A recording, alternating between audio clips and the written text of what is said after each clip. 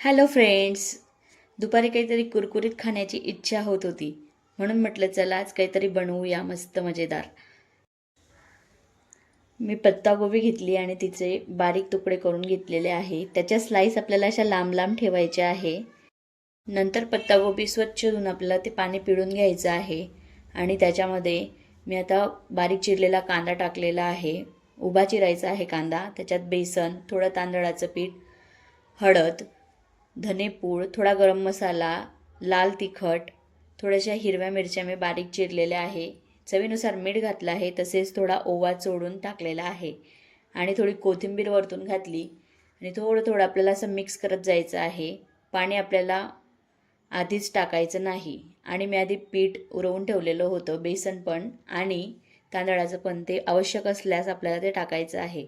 पत्तागोबीमध्ये already पाण्याचं प्रमाण असतं, त्यामुळे आपल्याला पाण्याची जास्त फार गरज लागत नाही. मी तर थोडंसं पाणी घेतलं आणि थोडंसं मिक्स करता करताच पत्तागोबीला पाणी सुटलेलं आहे आणि मस्तपैकी आपलं हे बॅटर तयार झालेलं आहे. आता मस्त गॅसवर कढाई तापवायची आणि त्याच्यामध्ये तेल टाकायचं. तेल छानपैकी तापल्यानंतर आपल्याला त्याचे भजे काढायचे आहे. भजे म्हणजे आपल्याला एकदम हलगद हाताने हळूच आपल्याला ते तेलामध्ये सोडायचे आहे, जेणेकरून आपण ज्या स्लाईस चिरलेल्या होत्या त्या वेगळ्या व्हायला नको. आणि हे सुद्धा आपल्याला डीप फ्राय करून घ्यायचे आहे. आधी भजे जेव्हा आपण तेलात टाकतो तेव्हा लगेच चमचा घालायचा नाही. भजे जेव्हा तरंगायला लागतात तेव्हाच आपण त्याच्या चमचा घालायचा.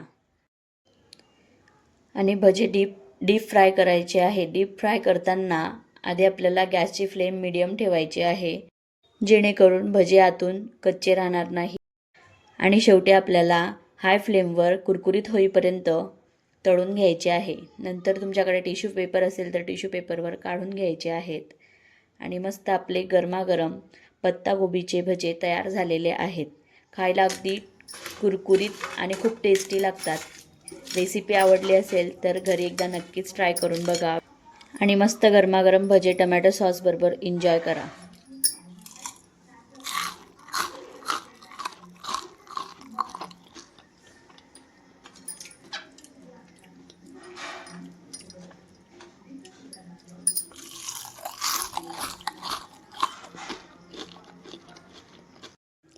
खूप कुरकुरीत झालेले आहेत. व्हिडिओ आवडला असेल तर लाईक करा, शेअर करा आणि चॅनलला सबस्क्राईब करा.